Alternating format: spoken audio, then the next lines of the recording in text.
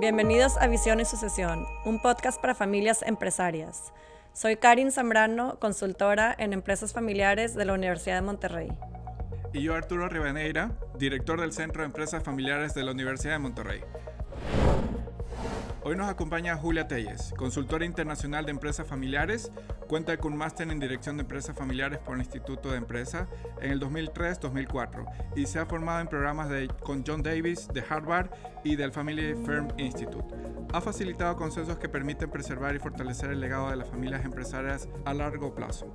Es especialista en el asesoramiento integral a empresas familiares, acompañándolas en la definición de protocolos familiares, procesos de mediación y resolución de conflictos, así como el fortalecimiento de sus consejos de administración y consejos de familia.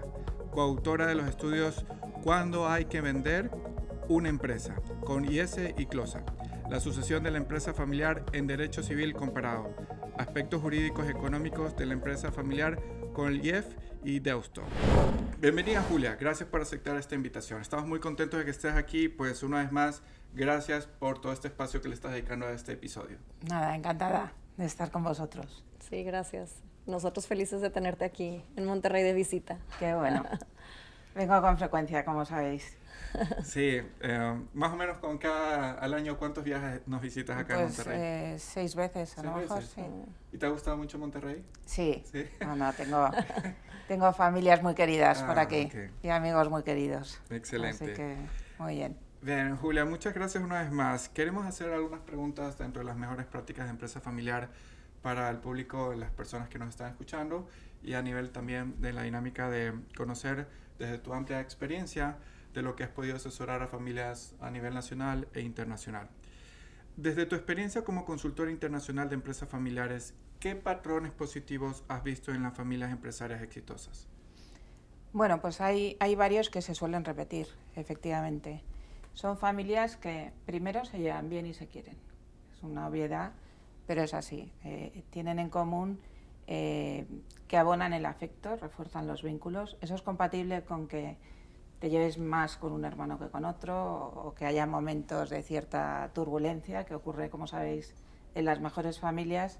Son familias que han sabido cultivar el cariño y el afecto a lo largo del tiempo, intergeneracionalmente, y eso hace que en esos momentos de la verdad, en esos momentos críticos, hagan pesar más lo que une que lo que les separa. Se comunican mejor que el resto, o sea, se han entrenado en comunicación efectiva. No son familias que no tengan conflictos, son familias que cuando los tienen saben gestionarlos proactiva y constructivamente. Tienen una adecuada separación, una saludable separación de familia, propiedad y negocio. Tienen estructuras de gobernanza diferentes, tienen espacios y cauces de canalizar los temas separadamente. Tienen una visión compartida e ilusionante y cada cierto tiempo la refrescan. Tienen un propósito, lo han trabajado, ya sabéis eso de quien tiene un para qué encuentra mil cómo, y van adaptando y reinventando el legado y con una visión a largo plazo muy marcada y valores sólidos que les hacen hablar el mismo idioma. Claro. Sabemos que también la cultura familiar siempre es algo único de cada familia, sin embargo muy importante. Y queríamos ver si nos podías platicar algún caso, alguna familia en donde tú hayas visto que esta cultura familiar haya sido como un motor de crecimiento para la familia. Pues me lo he encontrado muchas veces, Karin, pero quizás ahora, escuchando tu pregunta, pues me viene a la cabeza 2 familias latinas, las 2, de distintos países. Una de ellas en un país que tuvo un problema político importante. Y es una familia que volvió a empezar de cero realmente. Tuvieron que salir del país por la situación política, y es una familia con una cultura de resiliencia enorme. Están en 5ª generación, a lo largo de las generaciones les ha tocado recomponerse muchas veces. Tienen un nivel de confianza dentro de la familia y en ellos mismos importante, con lo cual no se ponen límites. Ya sabéis la frase esa de tanto si piensas que puedes como si piensas que no, tienes razón. Pues esta familia sabe que no se pone límites y que creen que sí pueden, y han sido muy frugales incluso en épocas de bonanza, muy austeros. Eso les ha hecho poder atravesar las crisis con una situación más privilegiada, y son una familia sumamente emprendedora como cultura, con lo cual han sabido seguir creciendo y casi para mí son el paradigma de la antifragilidad, o sea, las dificultades que se convierten en ventajas competitivas. Esta es una de ellas, y la otra en la que estoy pensando es una familia con una cultura, estos son panameños, súper innovadora, están muy diversificados y tienen esa cultura de innovación muy interiorizada de la mano de una cultura de tolerancia al error. Porque si intentas cosas distintas y la apuesta es fallida y te penalizan por ello, pues obviamente nadie se va a atrever a hacer las cosas de una manera diferente.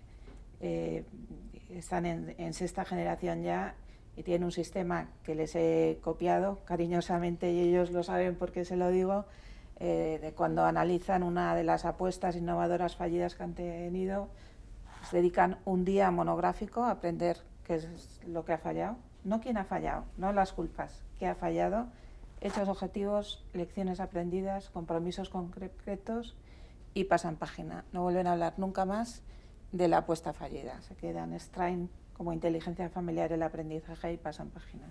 Son dos culturas muy marcadas. Pues se ve que hay mucho que aprenderle a estas empresas, sí. Y definitivamente muy admirables. Sobre todo la que comentas que lleva 5 generaciones, definitivamente ha de ser un reto grandísimo perdurar a través de tantas generaciones. Y todo tipo de situaciones. Una de las cosas que me fascinó cuando hicimos el protocolo con esa familia, en la parte de la historia, es que iban contando la historia de la familia con los hechos históricos que coexistían a los momentos clave de ellos. Y era espectacular todo lo que habían pasado. Me imagino que durante todo este tiempo tiene que haber mucha evolución de las familias. Y hablando de esta evolución, ¿cómo ves tú que las nuevas tendencias han afectado estas nuevas generaciones? Todo el tema de la inteligencia artificial y todos estos temas que tenemos tan latentes ahorita. Bueno, yo creo que es una transformación brutal en muchas cosas, sobre todo en la parte, pues probablemente la gobernanza va a ser más exigente, pues van a pedir más datos, más tratamiento de datos, más tecnología, pero hay una esencia humana que no va a cambiar. O sea, ¿qué cosas desde mi punto de vista no van a cambiar? No va a cambiar la necesidad de que haya confianza, no va a cambiar la necesidad de que haya cohesión familiar, y no va a cambiar el que necesitas un propósito que te mantenga alineado, unido y vinculado. Ahora, todo el tema de reporting, todo el tema de cómo mantengo en contacto a familias con tendencia a la entropía, porque ya cada vez más son familias grandes que han crecido, que viven en distintos países, que hay saltos generacionales dentro de la misma generación. Todo eso, la tecnología, la inteligencia artificial, va a facilitar. Y luego, todo este mundo nuevo que estamos viviendo va a hacer que las generaciones más jóvenes puedan aportar mucho valor desde muy temprano, porque ellos son nativos digitales y lo han vivido desde pequeñitos. Claro. Los que estamos ya en generaciones más senior, no lo digo por ti, que eres muy joven, pero sí lo digo por mí, pues claro, es que nos dan 1000 vueltas. Claro, sí, totalmente. Es así. Perfecto. Julia, con todo lo que estamos afrontando a nivel mundial, ¿qué tipo de liderazgo requerirá la empresa familiar en los próximos 10 años? Bueno, yo creo que hacen falta líderes humanos e integradores, con una visión sistémica y holística, teniendo muy claro que necesitan gestionar adecuadamente la parte familiar, la parte estratégica, empresarial, la parte patrimonial, con visión transgeneracional, con sensibilidad global y alfabetizados digitalmente. Quizás no tanto desde el punto de vista técnico, pero sí desde el punto de vista estratégico. Increíble. Cambiando un poquito de tema, pero es algo que también vemos esencial para todas las familias empresarias, y es el tema del family office. Y queremos ver si nos puedes platicar un poco acerca de cuándo ves tú que una familia está lista para tener un family office, si hay un valor patrimonial que debes de tener o qué factores podemos considerar para esto. Es muy buena pregunta y creo que además es un tema que genera siempre tanto curiosidad como una cierta confusión. ¿Por qué te digo esto? Porque depende del tipo de family office que quieras tener. Al final los family offices suelen surgir cuando hay excedentes de liquidez y de tesorería, bien porque has tenido un evento de liquidez, porque has vendido activos o una de las empresas operativas o porque el negocio está generando tanto excedente que llega un momento en que creas una estructura, que es el Family Office, para gestionar profesionalmente el patrimonio, se necesitan habilidades distintas para hacer crecer el patrimonio, o sea, para crear valor en una empresa operativa, que para preservar capital a largo plazo, que es lo que suele querer el Family Office. Os lo doy con un dato. La primera lista Forbes de las 400 más ricos del mundo se publica en el año 1982. En 2012, 30 años después, ¿sabéis cuántos de esos 400 grandes fortunas seguían en la lista? Muy pocos probablemente. Un 9%. Wow. 36. Con lo cual, una cosa es lo que necesitas para hacerte rico y otra cosa es lo que necesitas para seguir siendo rico, diciéndolo coloquialmente. Entonces, el Family Office es algo muy típico de la evolución de empresa familiar a familia empresaria, donde ya el foco no está tanto en mantener el control de la empresa operativa, sino en cómo seguimos creando valor, no solo económico, a través de las generaciones. Muchas veces la semilla de un Family Office es servicios a la familia y no tanto que haya un excedente de patrimonio líquido que vayas a gestionar. Pues la típica familia que está utilizando recursos humanos de la empresa familiar y llega un momento en que hay que regular el uso para prevenir el abuso y empieza a tener un equipito de gente solo para servicios a la familia. Eso ya es un Family Office de servicios. Cuando es un Family Office de gestión patrimonial o híbrido, de gestión patrimonial y servicios, es verdad que como necesitas perfiles pues profesionalmente muy elevados para hacer una buena gestión de patrimonio, para tener una estructura propia de Single Family Office, suele decir que a partir de 100 millones de dólares. Un Family Office con 100% estructura propia. Okay. Pero luego hay otras modalidades. Puedes tener un Multifamily Office, que ahí estás en 20, 30, si me preguntas patrimonialmente, o un Assisted Family Office, que tienes un equipito interno pequeño y te apoyas en profesionales externos para hacer gestión patrimonial. Pero realmente puedes tener un Family Office sin tener grandes excedentes de liquidez, porque es un Family Office de servicios a la familia. De acuerdo.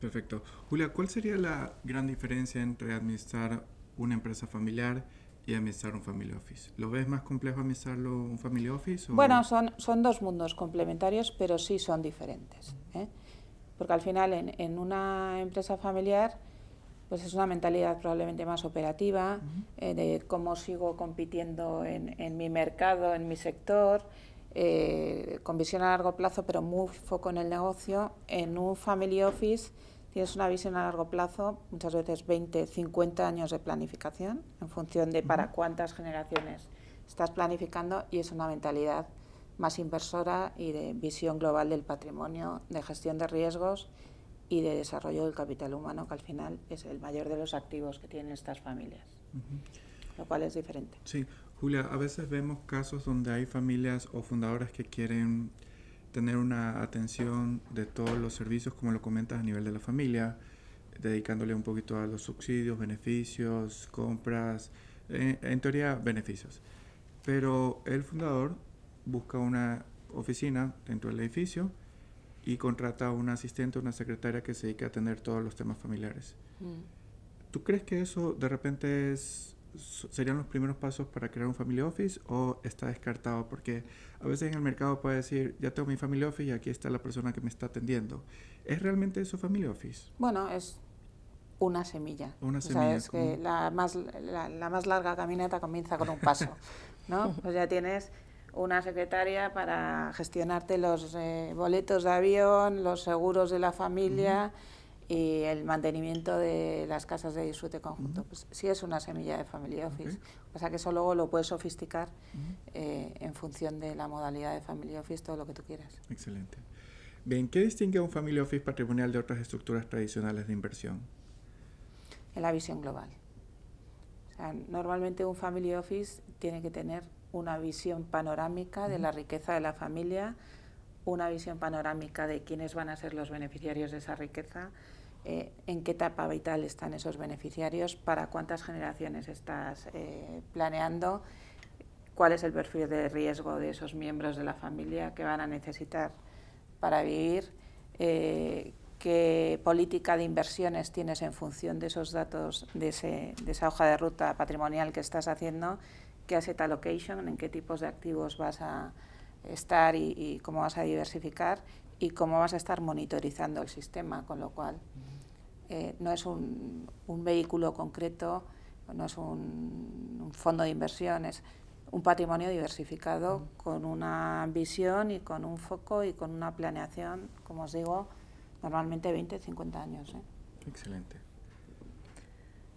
Ahorita mencionabas los family office, que está el multifamily office y el que es de single family office, y bueno, una diferencia muy grande es el valor del patrimonio en cuándo escoger uno y cuándo escoger otro.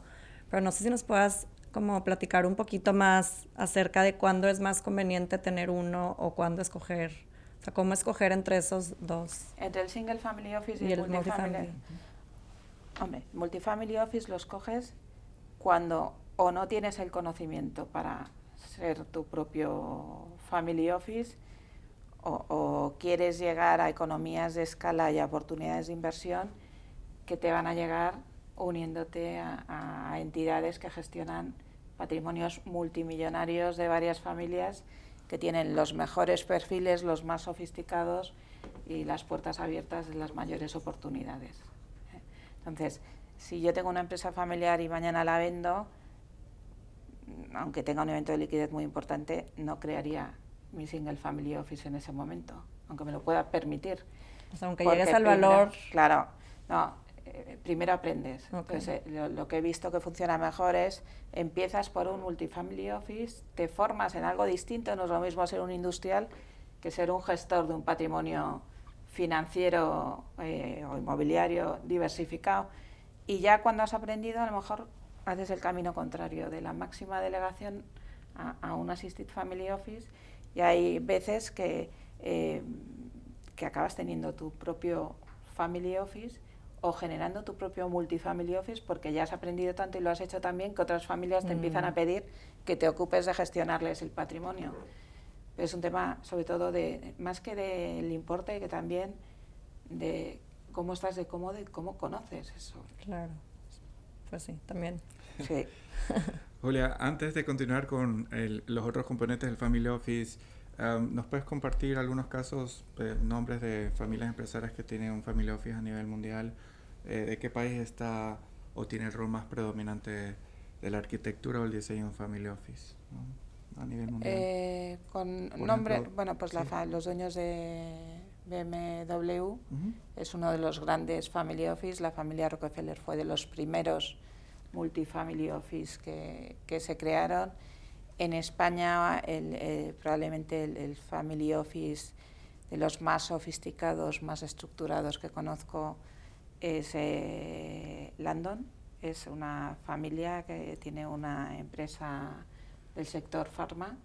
Se fueron sus inicios, en un momento dado sacan a bolsa un porcentaje importante de las acciones, con ese evento de liquidez crean su family office y ahora tienen un patrimonio muy diversificado y el family está perfectamente estructurado, está la tercera generación al mando, todavía con la 2G viva y con 19 miembros de cuarta generación formándose con unos programas súper completos organizados desde el family office. Esos son los tres que me pueden venir a la mente. Excelente. ¿Y cómo se mide el éxito de un family office a largo plazo? Bueno, yo creo que hay tres cosas básicas. Familiarmente, que la familia se siga entendiendo y siga unida. Porque no sirve de nada tener mucho si no puedes dormir. Que puedas comer muy bien, pero no duermes porque tienes un montón de problemas familiares. Que la familia sea unida, que el patrimonio crezca, sea creciente, con un perfil de riesgo aceptable y coherente con el propósito de esa familia, y que el legado perdure. Esta pregunta se le hicieron a varios family offices importantes en Fox, que es el Family Office Exchange, es el networking de family offices más importante del mundo, y les decían ¿qué es el éxito para vosotros? Y entre las contestaciones que dieron era pues poder pasar a la siguiente generación la misma capacidad económica que hemos recibido nosotros. A lo mejor estás en una generación de 6 y la siguiente son 29. ¿Cuánto tienes que hacer crecer el patrimonio para que les llegue lo mismo? En otros la respuesta era el número de miembros de la familia multigeneracionales que están involucrados de alguna manera en la familia empresaria desde distintos roles. Pero bueno, esos 3 niveles te diría. Y una frase de Sarah Hamilton, que es la fundadora de Fox, que dice que la vida le ha enseñado que el dinero no es suficiente para mantener a las familias unidas. Y es muy real. Muy poderosa esa frase. Sí, sí, sí. Nos hace reflexionar, ¿no? Sí. No solo eso es el enfoque. Sí. Y hablando ahorita de lo que comentas, de cómo ir como haciendo esta transmisión de la sucesión y cómo mantener este patrimonio a través de las generaciones, te queríamos preguntar acerca de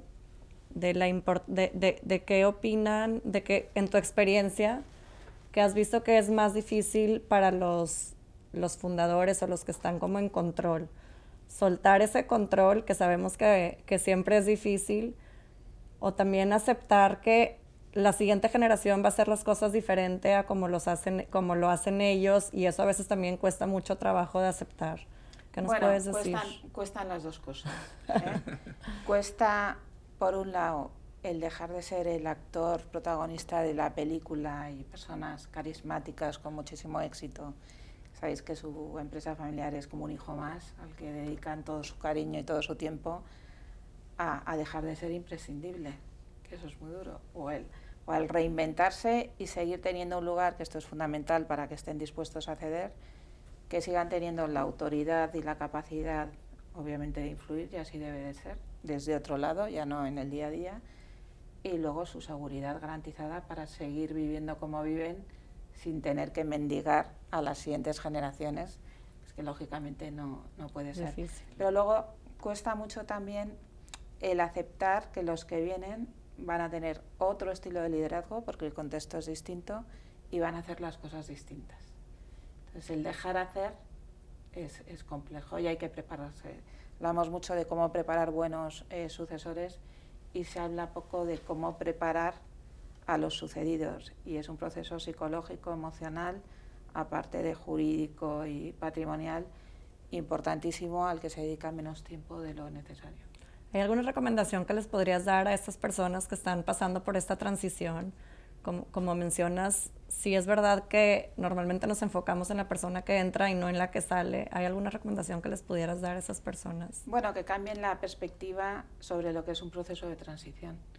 No es me van a sustituir y voy a perder estatus y voy a perder poder, sino tienes el privilegio de monitorizar y de aprovechar sinergias multigeneracionales y de transmitir una sabiduría que el momento es ahora. Mirar, hay un tema que a mí me marcó mucho, es un tema que viví hace 2 o 3 años, porque siempre aprendizajes trabajando con tantas familias, ¿no? Por un lado, las cosas suceden cuando se está preparado para que sucedan, no antes. O sea, por mucho que quieran forzar los siguientes, tienes que facilitar que se den las circunstancias, o si no las encuentras, crear circunstancias que faciliten esa evolución natural. Pero por otro lado, muchas veces se postergan decisiones, se postergan momentos y ninguno tenemos la vida comprada.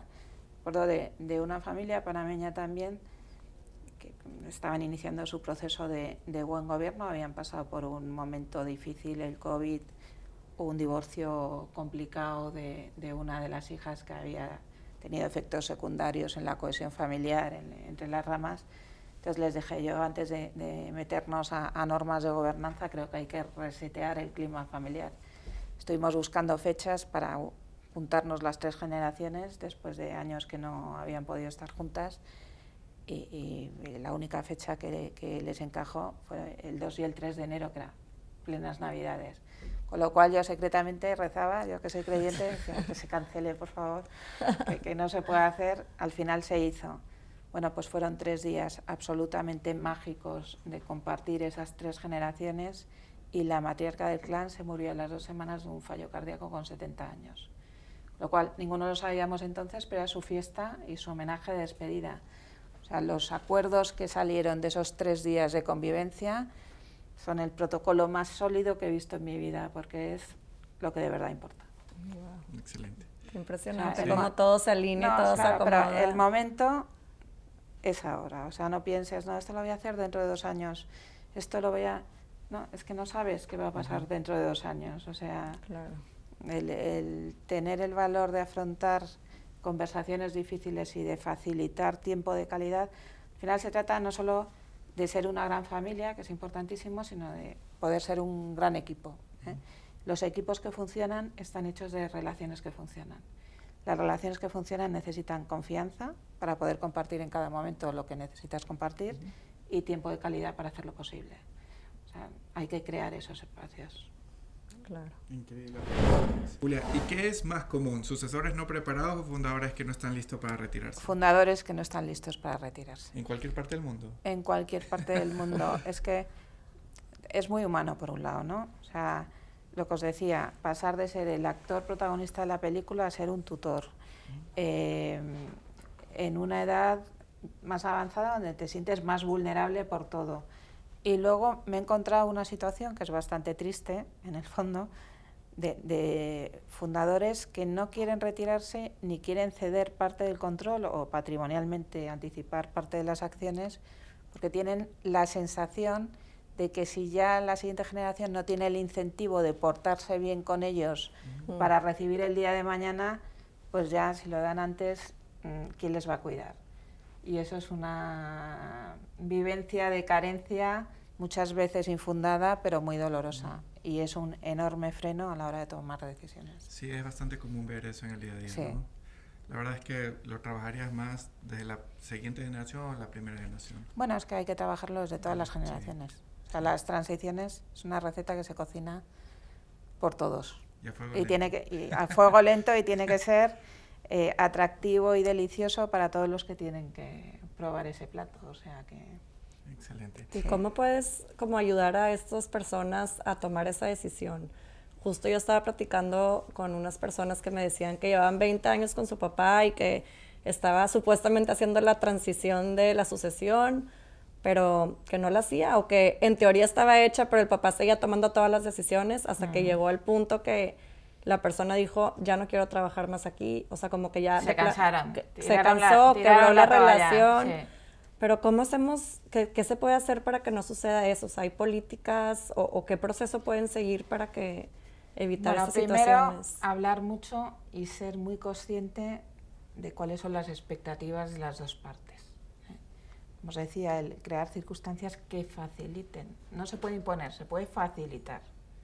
Entonces, si tú a estas personas les sigues dando un espacio, que además es de justicia, para brillar, se siguen sintiendo tenidos en cuenta y considerados, les quitas la excusa de es que los que siguen no se van a entender porque vienes con propuestas con una sola voz de la siguiente generación.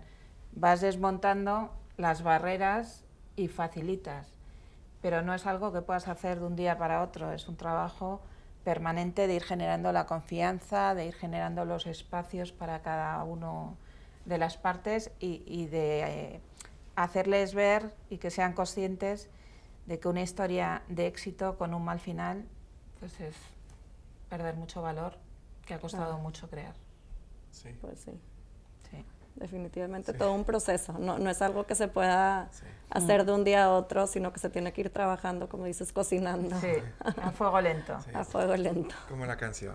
Sí. No, pero de todas maneras también, evidentemente, estos escenarios son tristes, pero son reales, son ciertos. Y en algunas ocasiones, Julia, puede desembocar conflictos, ¿no? Conflictos a nivel de la familia, la empresa y el patrimonio. ¿Qué conflictos no resueltos suele ser más caro para una empresa familiar? Bueno, yo una pregunta que me encanta hacer cuando doy conferencias o clases multitudinarias es ¿qué es más peligroso para una familia empresaria? ¿Estamos perdiendo dinero o de esto no se habla? Y lo más peligroso es de esto no se habla. O sea, cualquier conflicto que venga de una situación que no tenía por qué haberse enquistado y que se ha enquistado precisamente por no afrontarla, es muy peligroso. Es notorio que a veces no estamos preparados para recibir una noticia de este índole y evidentemente pueden haber algunos integrantes de la familia que ni siquiera tengan la buena predisposición de atender el conflicto, lo pateamos, pero de una u otra forma estamos pagando ese precio, ¿no? Sí, o sea, pagas el precio por lo que haces y por lo que no haces. Y muchas veces el precio por lo que no haces es mayor de lo que has hecho, porque al final también hay que desdramatizar. O sea, el conflicto es inherente a la condición humana. O sea, al final todos tenemos días mejores y días peores, todos tenemos caracteres diferentes, todos tenemos momentos de potencial conflicto de interés, pero lo clave es, primero, saber muy bien dónde pones tu prioridad. ¿Qué te interesa más? ¿Tener razón en este tema o cuidar del vínculo? Y al final, si tienes un proyecto compartido, es mucho más importante cuidar del vínculo. Tienes razón en un tema concreto, ¿no? Pero la realidad es que somos todavía muy analfabetos en la gestión de la comunicación y en la gestión de conflictos. Estudiamos finanzas, estudiamos estrategia, estudiamos gestión patrimonial, pero en eso que es la masa en la pizza, es la base de todo, pues seguimos fallando estrepitosamente. Y los conflictos más graves son aquellos que al final primero no se abordan y se mira para otro lado, segundo, no sabes escuchar. Y el gran problema de comunicación que tenemos los seres humanos es que no escuchamos para entender, escuchamos para responder. Con lo cual eso no es una comunicación bidireccional, es un cruce de monólogos. Y luego, en el tema de las nuevas tecnologías que me decías antes, Karin, ser muy conscientes que al final del mensaje que transmitimos, un 7% son las palabras que utilizo, un 38% es el tono y el resto es el lenguaje no verbal. Con lo cual, cada vez que estoy teniendo una conversación relevante por WhatsApp, estoy aprovechando un 7% de mi capacidad de comunicar, 10% si le pones 3 emoticonos. Pero, claro, o sea, son cosas que son muy básicas y ser conscientes de que no podemos no comunicar. Si te callas, estás comunicando. Si bajas la mirada, comunicas. Claro. Mucho que hacer en ese campo. Y creo que muchísimo, importantísimo. Y ahorita que mencionas lo del WhatsApp o de los mensajes de texto, a veces se nos hace más fácil comunicarnos así, pero qué importante escoger el canal adecuado para comunicar ciertos temas, ¿no? O sea, no es lo mismo decirlo por mensaje que decirlo en persona y el tono a lo mejor no lo escuchas, entonces puede causar malentendidos. Claro, no. Entonces a veces sale contraproducente. No, totalmente. Y luego otro consejo en este plano es, en un momento en el que estás enojado y no estás con la paz mental que necesitas para abordar un tema, no se te ocurra desahogarte en una carta que mandas, porque dentro de 2 años ha pasado el tema, pero ha quedado registrado en piedra la colección de adjetivos de todos menos bonitos que le dedicaste a tu hermano o a tu primo en ese momento de intensidad, ¿no? Con lo cual, sí. Y cuando una familia se encuentra con un tema así como el que dices, un tema que es muy difícil para ellos y que no lo pueden platicar, ¿qué les sugieres a esas familias? ¿Cómo abordar esos temas? Primero, prepararse. Mira, justo hace 2 semanas que te contaba que estaba en Bolivia con ADEFE, con la Asociación de Empresas Familiares de allí. Una de las ponencias que les di es cómo abordar conversaciones difíciles. Con lo cual, lo primero es, ¿qué quiero lograr con esta conversación? Quiero reconciliarme con mi hermano, quiero establecer un marco que sea aceptable para los dos. ¿Cómo me preparo esa conversación? Segundo, crea una atmósfera de seguridad psicológica para que se pueda hablar en términos correctos. Luego hay una metodología que se llama THINK, son las iniciales, True, es verdad lo que voy a decir, ayuda, es helpful, ayuda a lo que voy a decir, es importante, la I, es necesario, la N, y la K de kind. Lo puedo decir de una manera amable y asertiva, pero sí, o sea, es fundamental. ¿Y sugieres que hay alguna persona externa como mediando o normalmente son cosas que los pueden hacer la familia por sí solas? Bueno, ayuda cuando ya estás en un punto de visceralidad, que es que ya todo te lo tomas en clave ataque, ¿no? Los 4 jinetes del apocalipsis de la comunicación, que es cuando alguien, no es que se queje, es que hace un juicio de valor negativo, cuando nos cuestionan cómo reaccionamos a la defensiva, Cuando hay conducta a la defensiva, ya el siguiente paso es el desprecio disfrazado de sarcasmo, de condescendencia, y cuando estás siempre en una interacción desgastante, ¿qué haces? ¿Te bloqueas o te apartas? O sea, romper esas dinámicas tóxicas en comunicación es importante. Entonces, en el momento en que metes un mediador, te sales un poco del escenario del secuestro amigdalino emocional en el que estás, donde todos son amenazas, pones un poco de serenidad y perspectiva, y muchas veces donde te piden que construyas muros, lo que haces son puentes, es la labor. Yeah. Pues sí, muy útil todo esto que nos dices para... Seguramente muchos de los que nos escuchan han estado en esa situación y vale la pena tomar en cuenta esto al momento de abordar esos temas. Perfecto. Julia, estamos en los últimos minutos ya.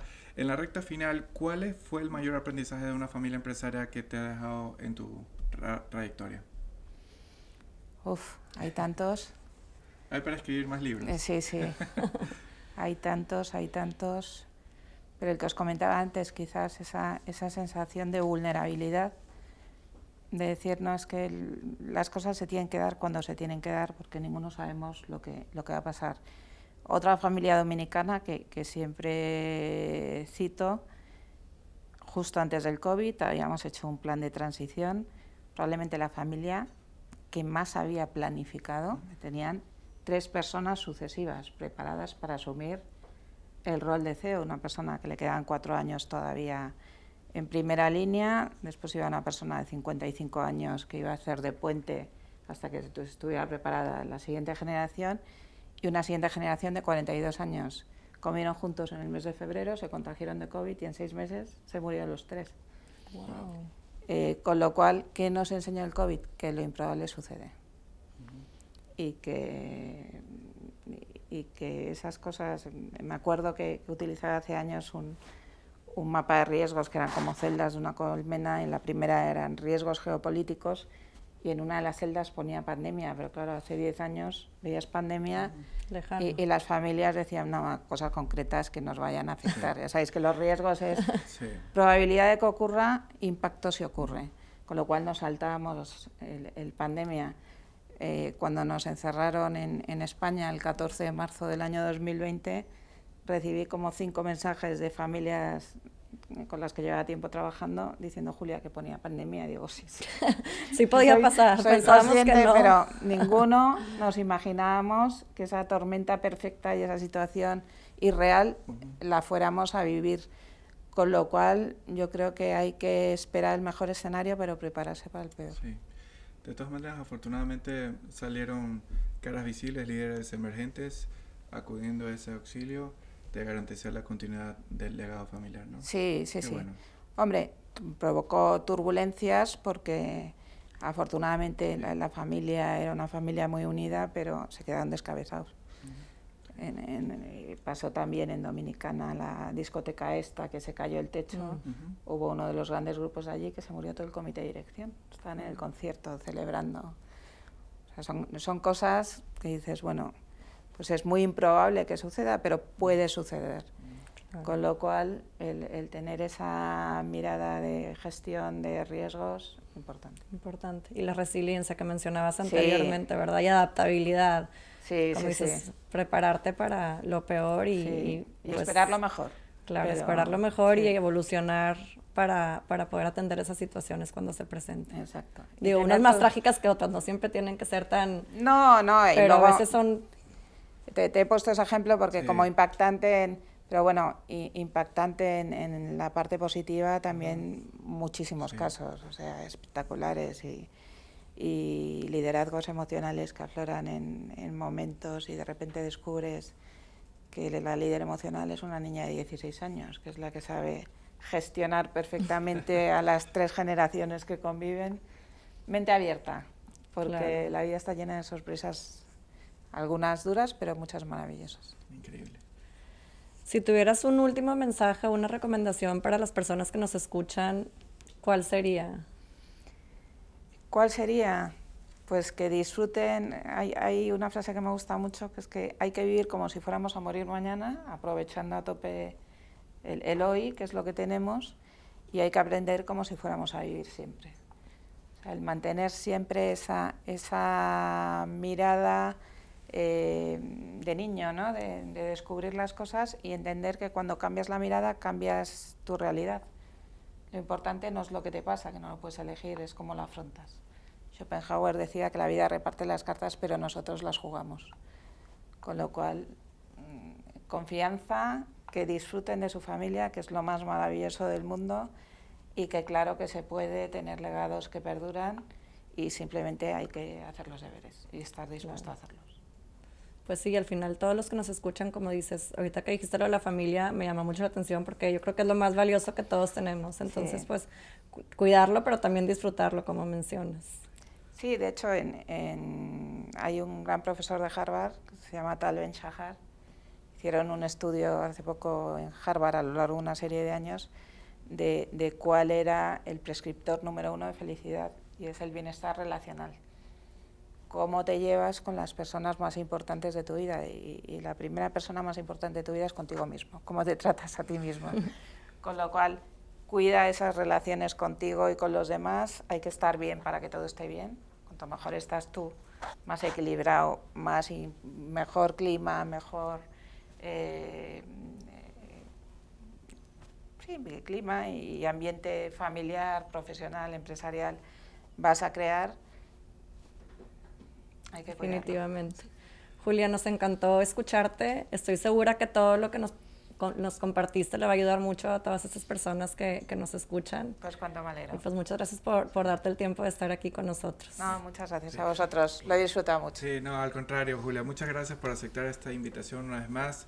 Definitivamente este episodio ha sido un episodio muy particular, lleno de frases poderosas, de una filosofía en firme y sobre todo también necesitamos una invitación como esta porque definitivamente al hablar de liderazgo humanistas, del enfoque también de atender mucho a la familia, son roles importantes que desde el Centro de Empresa Familiar lo atendemos en todo momento y creemos siempre en la firme convicción. Una vez más, Julia, pues definitivamente las puertas de la UDEM están abiertas. Muchas gracias. Espero que nos visites nuevamente, que te quedes aquí para siempre. Bueno, eso ya, mi propia familia, como dice mi hija, tu segunda ocúpate casa. de tu propia familia. Te damos la llave de la ciudad como un alcalde, así. Pues, nos ha encantado. Muchas gracias, Julia, una vez más. Esto fue Visión y Sucesión, un podcast del Centro de Empresas Familiares de la Universidad de Monterrey. Si este contenido te gustó, te invitamos a seguirnos, dar like y compartirlo. Déjanos tus comentarios y cuéntanos qué temas de empresa familiar te gustaría que abordemos más adelante. Gracias por acompañarnos. Nos vemos en el siguiente episodio. Muchas gracias, Julia. Gracias. Gracias, Cari.